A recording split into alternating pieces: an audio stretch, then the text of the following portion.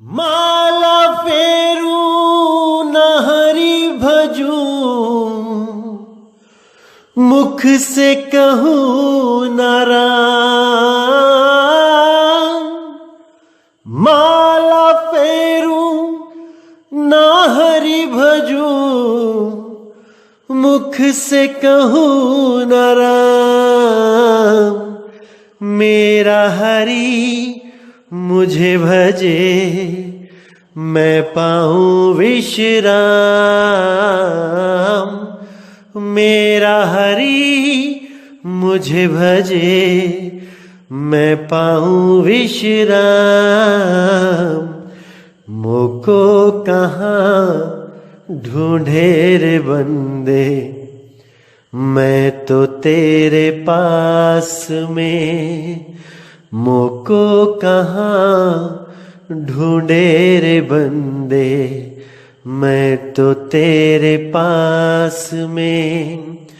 खोजी होए तुरंत मिल जाऊं, एक पल की तलाश में। खोजी हो तुरंत मिल जाऊं, एक पल की तलाश में। मोको कहाँ ढूंढे रे बंदे, मैं तो तेरे पास में। मोको कहाँ ढूंढे रे बंदे, मैं तो तेरे पास में। नमस्कार मेरे प्यारे भाइयों, मेरे परमात्मा के प्यारे जीव हंसों। मैं बंदी छोड़ से यही अरदास करता हूं कि आप सब मेरे भाइयों का विवेक पहले से ज्यादा और ज्यादा से ज्यादा बढ़ता ही जाए, और ऐसी कोई दुविधा ना रहे जो आपके मन में 1% भी घर कर पाए। हर चीज बिल्कुल क्रिस्टल क्लियर होती चली जाए, और ऐसा कोई भी भ्रम भूत ना रहे जो आपकी भक्ति में रुकावट पैदा कर पाए। और जितने भी ये अधूरे गुरुओं के शिष्य आपको भ्रमित करने के लिए आए, आप अपनी विवेक की तलवारों से उनको धराशाही कर सको।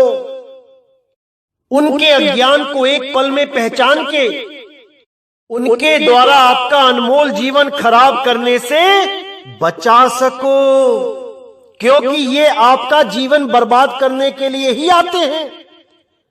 ये केवल आपको 84 का रास्ता दिखाने के लिए ही आते हैं, ताकि आप कभी मुक्त ना हो पाओ।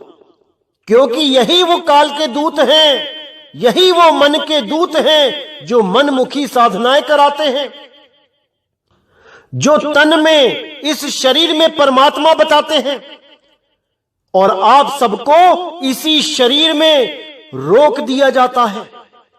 ये आए ही इसीलिए हैं कि आप इस देह से विदेह ना हो पाओ।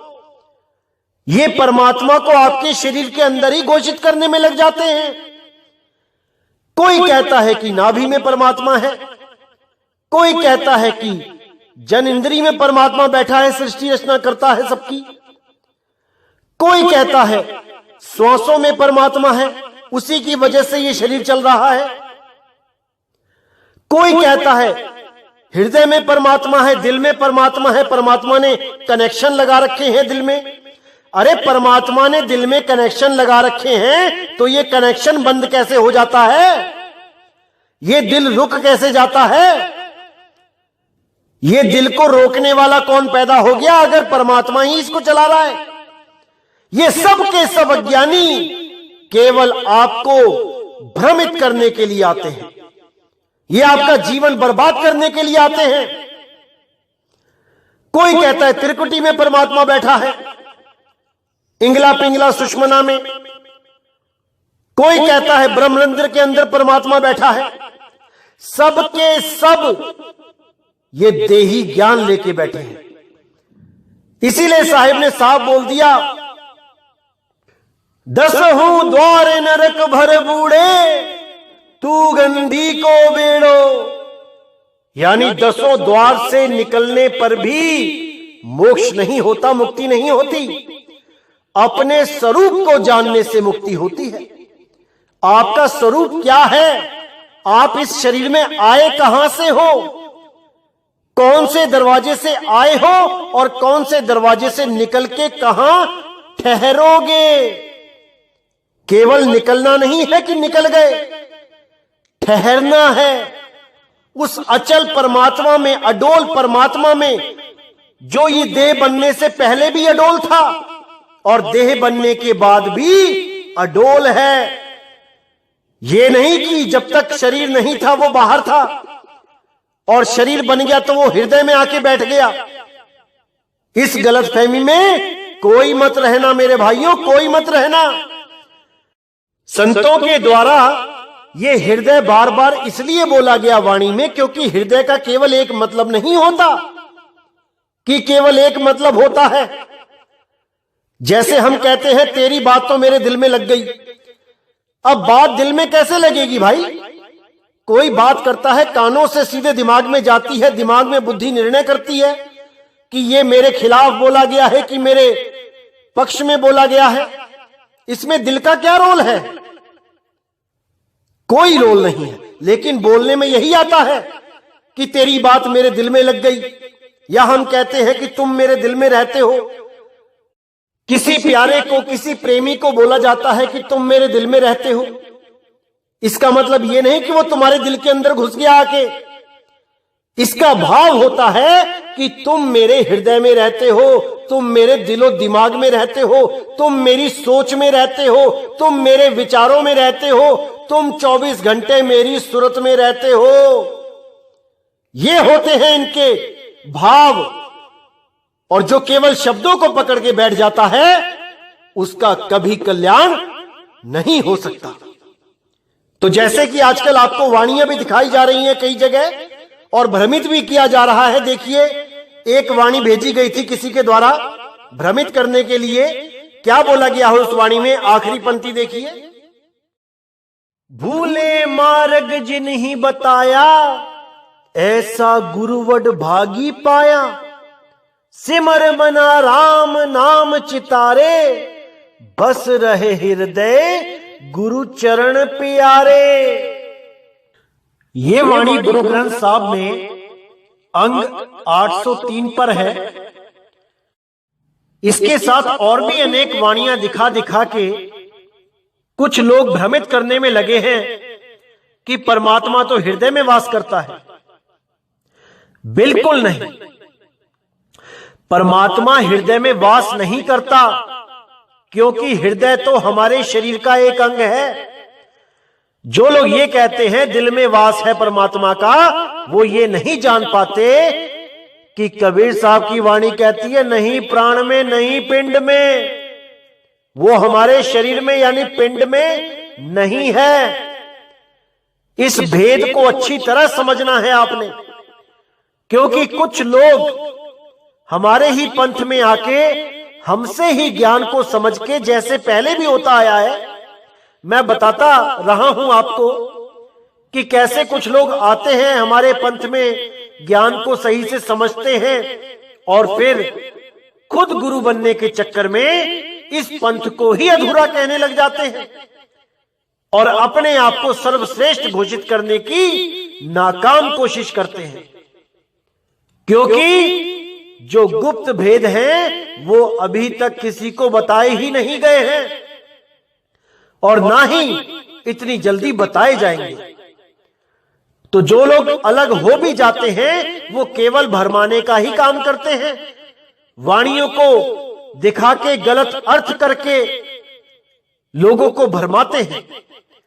लेकिन आपने नहीं भरमना है, आपने एक एक शब्द पे विचार करना है। तो क्या कहती है वाणी यहां पे? भूले मार्ग जिन्हीं बताया, ऐसा गुरुवड भागी पाया। यानी एक ऐसा गुरु मुझे मिला जिसने मेरी गलती को सुधार दिया, जिसने मुझे भूला हुआ रास्ता बता दिया। युगों युगों से, अनंतों जन्मों से भटकता हुआ मैं आज 84 लाख जूनों को भोगता हुआ इंसान चोले तक पहुंचा।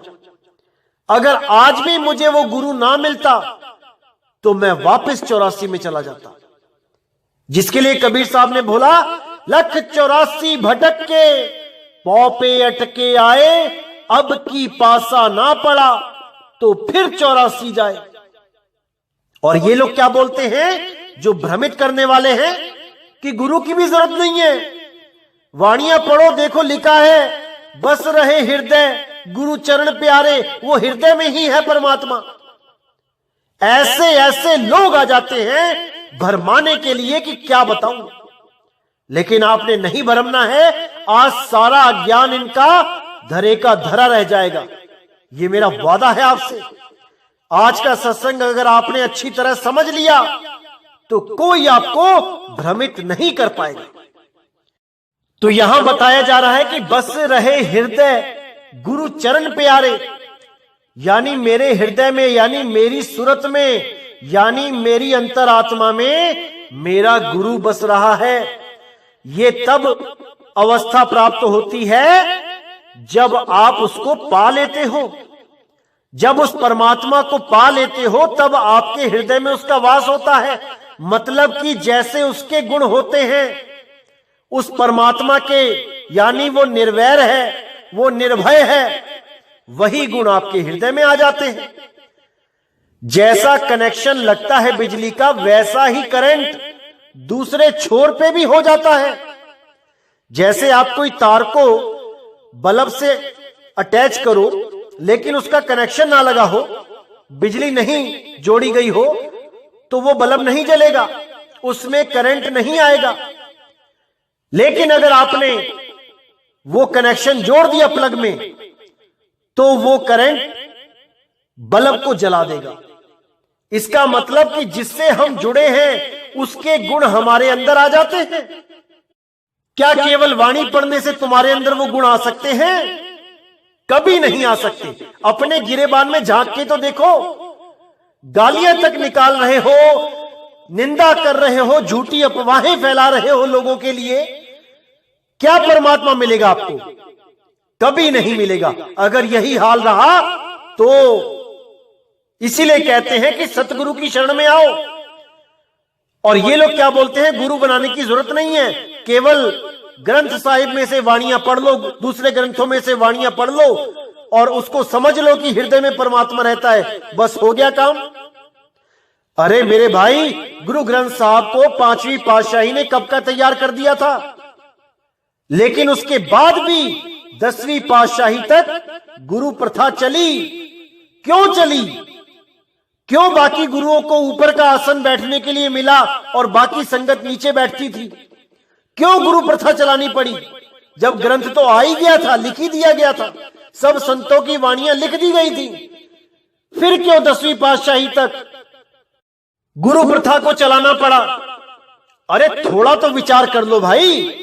विरोधी हो गए हो अच्छी बात है, लेकिन सत्य से मुंह नहीं मोड़ सकते और ना ही किसी को भरमा सकते हैं। सत्य तो सत्य ही रहेगा। मीराबाई जी रविदास जी के पास गए, गुरु धारण किया, तब उनको परमात्मा की प्राप्ति हुई। कैसे कह सकते हो आप लोग कि गुरु धारण करने की जरूरत नहीं है? ये भरमाना बंद कर दो और गुरु के कहे लगो, गुरु के वचन में रहो, वरना 84 लाख सामने ही है, ज्यादा देर नहीं लगेगी। तो भाइयों, आपको बताना चाहूंगा, नाम नहीं लूंगा, कुछ लोग हमारे ही पंथ में आके हमसे ही ज्ञान चुरा के, चुराना ही बोलूंगा, समझना तो नहीं बोल सकता इसको, क्योंकि समझने वाला जो जीव होता है वो समझ के टिकता है, जो चुराने वाला जीव होता है वो समझ के भागता है, पंथ छोड़ के भागता है और अपना नया आडंबर चलाता है लोगों को भरमाने के लिए। क्योंकि ये काल के दूतों की चाल ही यही होती है कि सत्य पंथ में घुसना और ज्ञान को समझना और फिर लोगों को भ्रमित करने के लिए उस असली चीज को ही नकली बोल देना, मजाक उड़ाना सत्य का।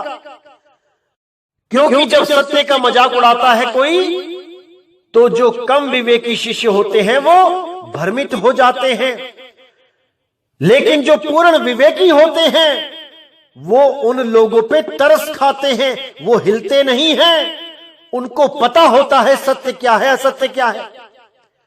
तो आज एक ऐसे ही भाई के बारे में बताऊंगा मैं, जो हमारे ही पंथ में 1 साल रह के गया और भक्ति साधना के नाम पे कुछ नहीं किया, जीरो, अपने विकारों तक को कंट्रोल नहीं कर पाया और हमारे ही पंथ की बुराई करता है कि 1 साल हो गया मुझे कुछ नहीं मिला। अरे भाई 1 साल छोड़ो, 100 साल भी टिके रहो, अगर मन के विकारों को कंट्रोल नहीं किया तो कुछ नहीं मिलेगा। क्योंकि लोग इस पंथ में आते हैं बहुत बड़े महात्मा बनके कि मैं तो बहुत महात्मा हूं, पहुंचा हुआ हूं, इसीलिए मात खा जाते हैं।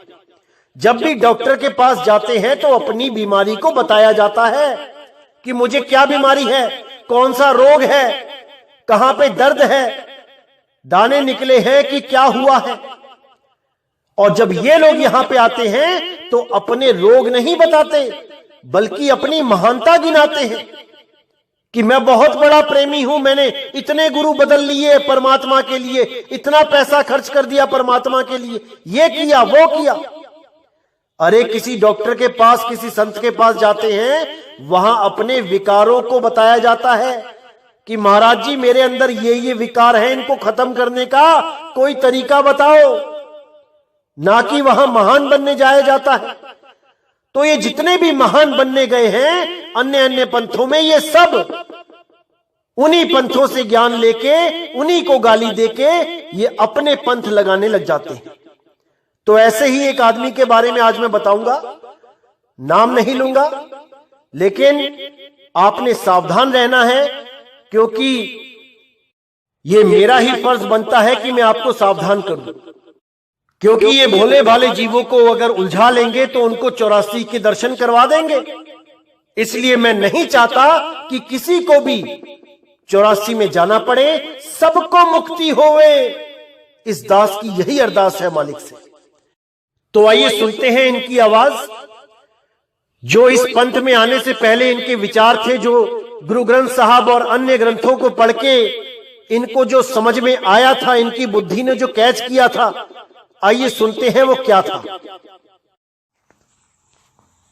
सत साहब जी, मैंने ज्ञान गुण तो सब सुने हैं। सबसे बड़ी बात तो ये है, परमात्मा साकार है और निराकार है। उस सतलोक में सचखंड में अंदर सिंहासन पर बैठा है, वहीं से सारी सृष्टि की रचना करता है, वहीं से चलाता है। गुरु नानक जी ने भी इसके बारे में साफ कहा है, सो दर कहा सो कर कहा जित बह सर्ब संभाले। पीयू कर कैसा है, जिथे बैठ के तू सारी सृष्टियां चलाता है, सारे की संभाल करता है। तो वो परमात्मा सिंहासन में बैठा, गरीबदास जी भी कह रहे, श्वेत छतर चिट्टा छतर, सिर मुकुट बराजे, देखते ना उस चेहरे नु।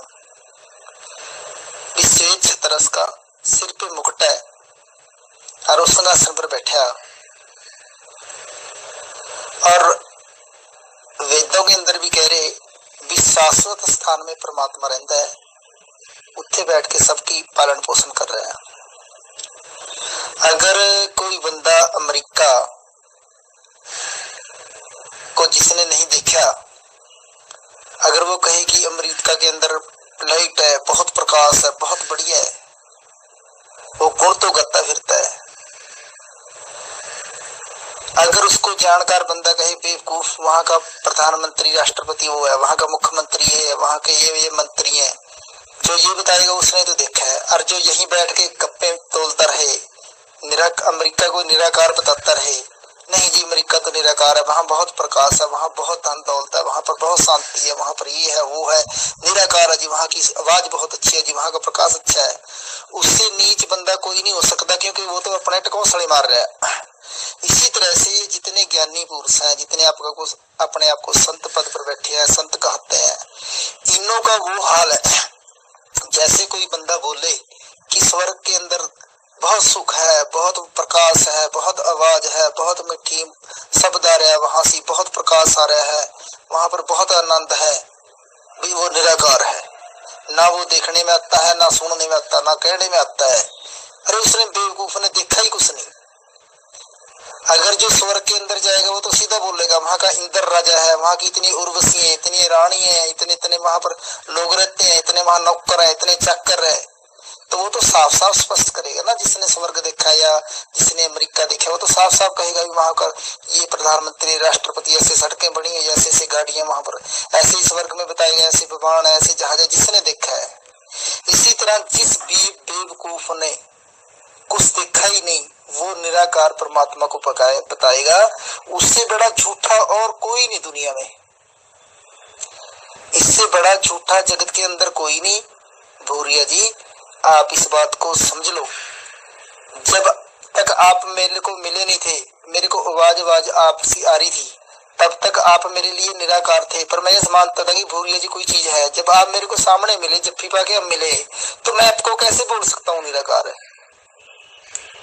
मैं आपको साकार बोलूंगा क्योंकि मैं आपको मिला हूं। अगर कोई मेरी जगह और बंदा बोलेगी नहीं तो भूरिया जी तो निराकार है जी, वो तो उसकी तो आवाज आती है जी फोन पे और उसका प्रकाश सकता है। जो निराकार बताए वो तो दुष्ट आत्मा है। तो इसलिए परमात्मा भी साकार है, उस शाश्वत स्थान ऋतु धामा सचखंड सतलोक अमर लोक के अंदर बैठा है, वहां से बैठ के सब ब्रह्मांड बनाता है।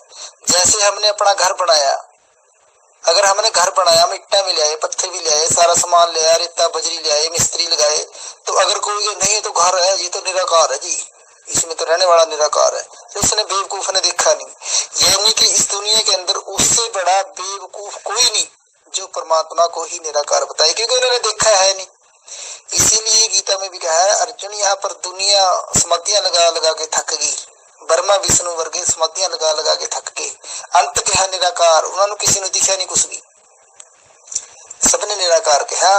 साकार तो वो कहेगा जो वहां पर जाके देखेगा, बताएगा। जैसे गुरु नानक जी को परमात्मा लेके गए, उन्होंने कहा कि परमात्मा ने गुरु नानक जी को जप्फी में लगाया, गुरु नानक ने दंडोत वंदना करी अमरलोक के अंदर जाके। तो ये वाणियों में लिखा है अनक बार दंडोत वंदना सर्व कला समर्थ डोलन ते रखो प्रभु नानक देख रहा था। दंडोत भी करी वहां पर, सब कुछ किया है, छत्ती के लगाया परमात्मा ने। और परमात्मा के एक एक रोम में खरबों खरबों सूर्यों चंद्रमा तारा का प्रकाश है। वो ऊंच अपार बेअंत परमात्मा है जिसके दर्शन साक्षात कर होता है। हाँ, वो ये है कि वो हमारे जैसा शरीर नहीं, उसका सुंदर शरीर है, बहुत सोने जैसी काया है परमात्मा की। तो इसलिए जितने भी निराकार बताने वाले हैं ये सब एक नंबर के झूठे हैं। बोरिया साहब, आप कोई इच्छा है मान लो और ना मानो वो भी आपकी इच्छा है, उसमें मेरा प्रेशर नहीं, मेरा बताना। अगर कोई, मैं हर तरीके से आपको क्लियर कर दूंगा। मैंने तो ये भी बोलना था, आपका कोई बंदा अगर सामने आए, बैठे, ज्ञान गोष्ठी करे, चर्चा करे, मैं एक एक चीज वर्णन करके बता सकता हूँ कि किस लोक में कहां पर क्या रहा। इसके बदले में अगर कोई निराकार कहे और अपना ज्ञान ऊपर थोपना चाहे, वो तो झूठा ही बंदा हो सकता है। सच है। तो देखिए मेरे भाइयों, जब तक ये भगत 12वें पंथ में था और नामदान सेंटर भी चला रहा था, तब तक ये परमात्मा को साकार मानते थे और उसको सतलोक में बैठा मानते थे। अलख लोक अगम लोक में भी उसको बैठा हुआ मानते थे कि वहां से बैठ के वो सारी दुनिया चला रहा है, और पूरी गारंटी ले रहे थे कि मैं बताऊंगा कौन से लोक में क्या हो रहा है इस वक्त। और पूरी गारंटी इसकी भी ले रहे थे कि जो भी आदमी ये कहता है कि परमात्मा निराकार है, वो झूठा, पाखंडी और चालाक होगा, वो मूर्ख बनाएगा सबको। जो भी ये कहेगा कि परमात्मा निराकार है, इतना सेल्फ कॉन्फिडेंस था इनको अपने ऊपर कि मैं तो गलत हो ही नहीं सकता। उसके बाद जब हमारे सत्संग सुनना शुरू किया तो पैरों के नीचे से जमीन निकल गई। 5-6 महीने तक फोन कर करके मुझे बुलाते रहे कि भाई आके नामदान दे दो, बुरा हाल है हमारा, कहां अज्ञान में फंसे पड़े थे। जबकि पूरा ग्रंथ साहब लगभग इनको सब याद था और बहुत सी वाणियां बोलते भी थे, लेकिन केवल वाणियां बोलने से परमात्मा नहीं मिल जाता। इसलिए इन्होंने बहुत रिक्वेस्ट करी, तो मैं गुरुजी के साथ गया और मैंने इनको नामदान दिलवा दिया। इनकी उस वक्त लगन देख के इनको प्रथम नाम, जिसको 52 अखरी कहते हैं, वो भी दिलवा दिया और ध्यान विदेही भी इनको दिलवा दिया, ताकि उम्र भी काफी हो गई है और कुछ समय का पता भी नहीं, इसलिए सोचा कि चलो भक्ति स्टार्ट कर देंगे। अगर लगन से लगे रहेंगे तो आगे नाम विदेही के बारे में भी कुछ बताया जाएगा। लेकिन वही बात होती है, जिसके दिल में जो होता है, यानी दिल में अगर कोई ऐसा बीज है गुरु बनने का या कुछ अलग करने का, तो वो पेड़ बन ही जाता है। वही बात हुई, 1 साल के अंदर अंदर इन्होंने लोगों को भ्रमित करना शुरू कर दिया कि यहां पे कुछ नहीं है। अरे भाई, 1 साल में क्या मिलता है? राजा पीपा को तो 12 साल तक नाम ही नहीं दिया। परमात्मा कब मिला होगा वो बात की बात है। अरे जब तक आपका अंदर ही साफ नहीं हुआ तो उसमें परमात्मा कैसे विराजमान होगा? जब आपका मन ही साफ नहीं है, उसमें तरह तरह के विकार फंसे पड़े हैं, तो परमात्मा कैसे विराजेगा वहां पे? कभी नहीं आएगा वो। तो इसीलिए मैं कहता हूं कि भाई हर चीज को अच्छी तरह समझो, तब ही कल्याण होगा। ऐसे बहुत आते हैं और बहुत आएंगे और जाएंगे, आपने विचलित नहीं होना है। तो इस भाई ने क्या किया, जो पीछे 12वें पंथ का जो ज्ञान था उसको तो त्याग दिया, नामदान सेंटर भी बंद कर दिया, अपने ही दोस्त को हैंडओवर कर दिया और हमारे ज्ञान को, मूल ज्ञान को, गुप्त भेदों को जानना शुरू किया। इतने सवाल पूछे जाते थे इनके द्वारा कि क्या बताऊं, लेकिन सब सवालों के जवाब मैंने भी नहीं दिए। बहुत से ऐसे गुप्त भेद हैं जो इनको अभी तक नहीं बताए गए थे, केवल इनको परखने के लिए, क्योंकि परख तो मैंने बहुत पहले लिया था, लेकिन मैं मौका दे रहा था कि चलो कोई बात नहीं, सुधर जाएगा। लेकिन जो अंदर के भाव होते हैं वो बाहर आ ही जाते हैं। तो वही काम हुआ। थोड़ा सा ज्ञान उधर से ले, थोड़ा सा इधर से ले, थोड़ा सा वहां से ले, थोड़ा कहीं और से ले, और एक खिचड़ी ज्ञान सबके सामने बना के रख दिया जाता है।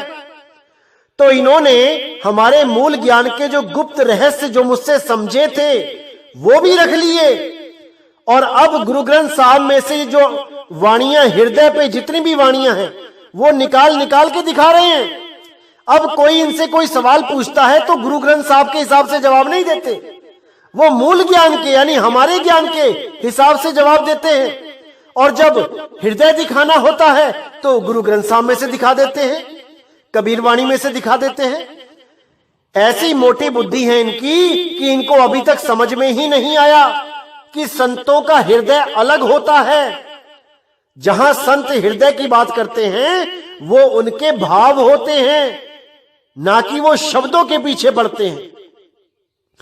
कई जगह लिखा है कि मेरा राम मेरे मन में बसता है, कई जगह लिखा है मेरा राम मेरे दिल में बसता है, कई जगह लिखा है मेरा राम मेरे घट में बसता है, कई जगह लिखा है मेरा राम रोम रोम में बसता है।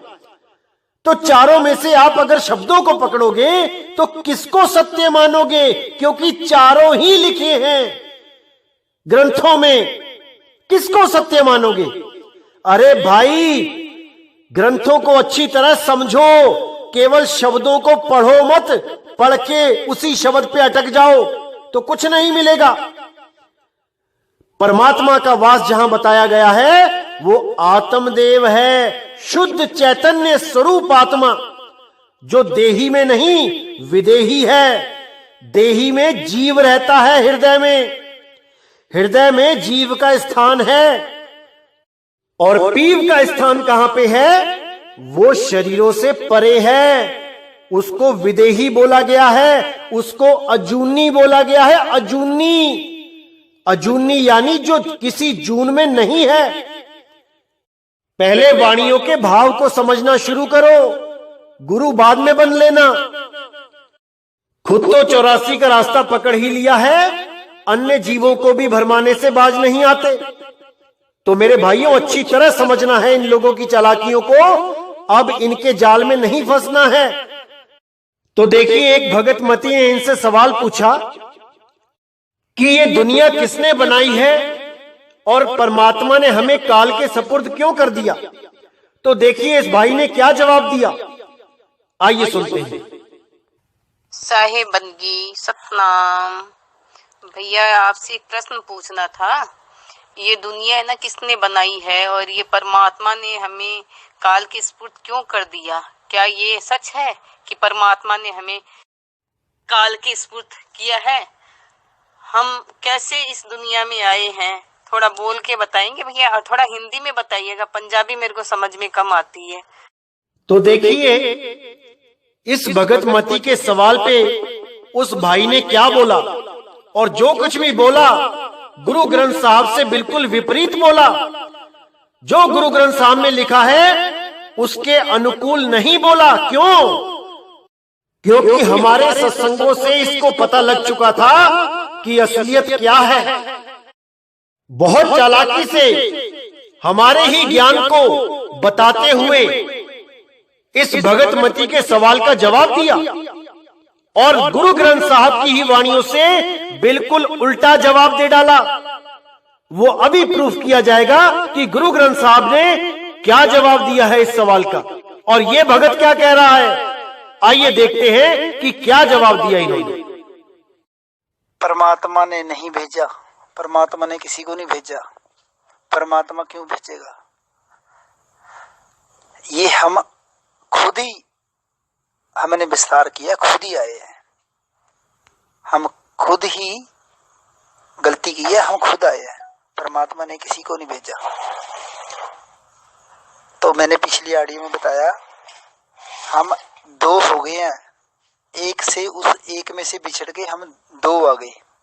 एक छोड़ दूजे लगे, डुब्बे से बन जा रहा। एक ਨੂੰ छोड़ के दूजे बन गए हम, इसीलिए डूब गए यहाँ पर 84 में घूम रहे हैं। जब हम उसी एक के साथ मिल जाएंगे तो हम फिर जन्म मर से बाहर हो जाएंगे। बस ये चीज समझनी है। जो कबीर साहब ने सृष्टि रचना सुनाई है, अभी ऐसे आगे ये कहानी बना के सुनाई है, ये उस ज्ञान को कहानी बना के सुनाया है। असल में ये जैसे 3 गुण बताए ब्रह्मा विष्णु शिव जी, असल में 3 गुण है ये, ब्रह्मा विष्णु शिव नहीं। माया ये है नहीं, दुर्गा अष्टंगनी नहीं है, उन्होंने बताया है। माया ये सारी सृष्टि माया ही है, माया ने उपजी है। माया दिख रही है जो अखों, जो दिशा से माया, जो दिशा से सगल बनासा, माया भी नाशवंत है और ये सारी सृष्टि भी नाशवंत है। तो इसको समझने के लिए आपको टाइम लगेगा थोड़ा, क्योंकि हमारे अंदर जो हमें पहले ज्ञान सुना दिया वो कहानी ज्ञान सुनाया हुआ है। हमने अब कहानी ज्ञान को तो समझना ही समझना, हमने असल को समझना है। असल हम कौन है, हमारे अंदर ये दुख बाधा क्लेश काम क्रोध लोभ मोह कार आशा तृष्णा वासना इच्छा परम पैदा हो गया, ये माया काल जाल भर गया, इसी को मिटाना हमने। जब हम उस एक के अंदर समा गए तो ये सारा बाहर का ऐसे कैसा पड़ा रह जाएगा, ढोल ड्रामा। ठीक है जी, ये ज्ञान और वो ज्ञान अलग अलग है। जब उस ज्ञान से जिसमें आप फंसे हो उस ज्ञान से बाहर आओगे तो ये समझ में आने लग जाएगा धीरे धीरे। इसीलिए कहा धीरे धीरे रे मना धीरे सब कुछ होए। जब हम ज्ञान जिस ज्ञान में फंसे हुए हैं, यहाँ अनेकों तरह के ज्ञान चल रहे हैं। कबीर साहब ने अनेकों तरह की ज्ञान बोल रहे हैं, जगत ज्ञान भी, भक्त ज्ञान भी, पवित्र ज्ञान भी, अलग अलग तरह के अज्ञान भी बोल रहा है। ऋषियों मुनियों की कहानियां बोल रही, सब बोल रहा है। उन्होंने गीता भी बोल रही है, महाभारती बोला, सब बोल रहा है। उन्होंने इसीलिए बोला है कि असल है क्या चीज है, हमारे को समझाने के लिए सिर्फ।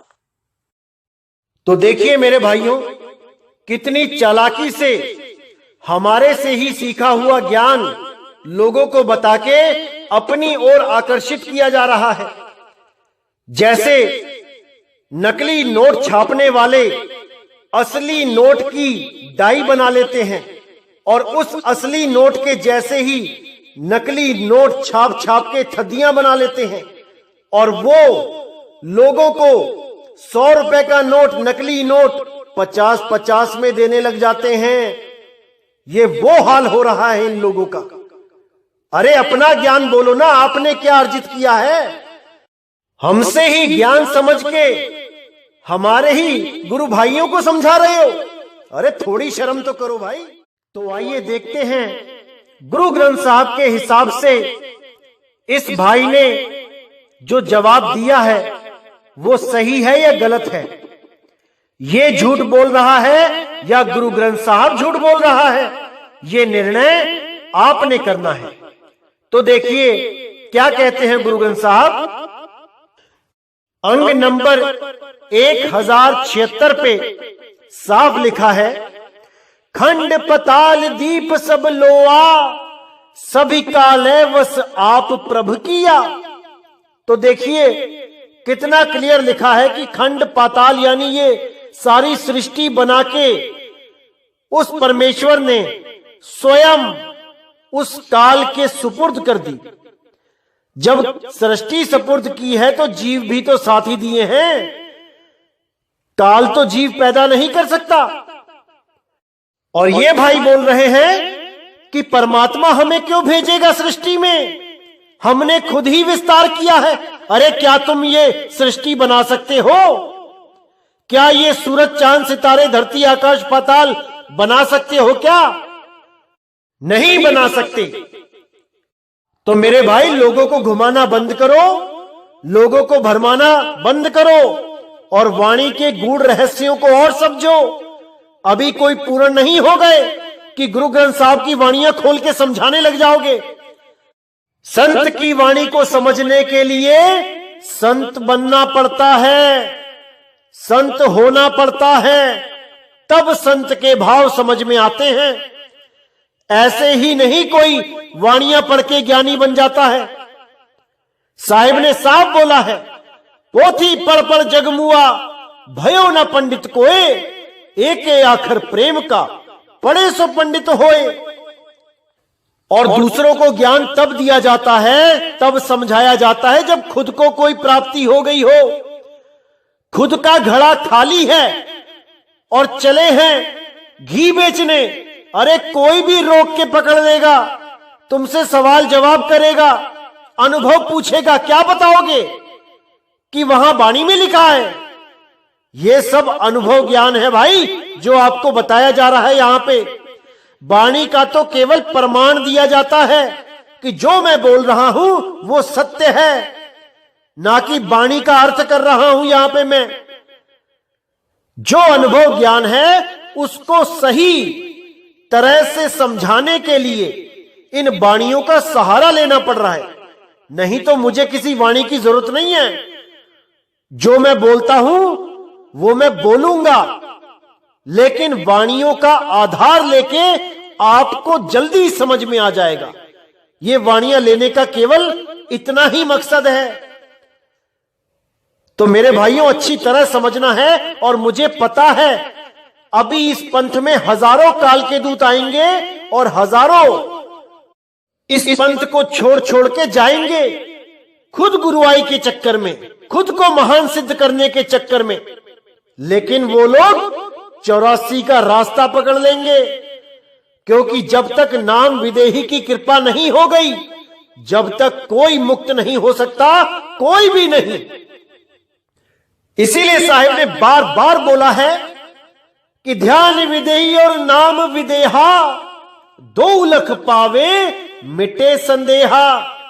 जब तक दोनों को लख नहीं लेते तब तक भूल जाओ कि मुक्ति होगी, भूल जाओ कि किसी को तुम ज्ञान समझा सकते हो। सबके सब पकड़े जाएंगे।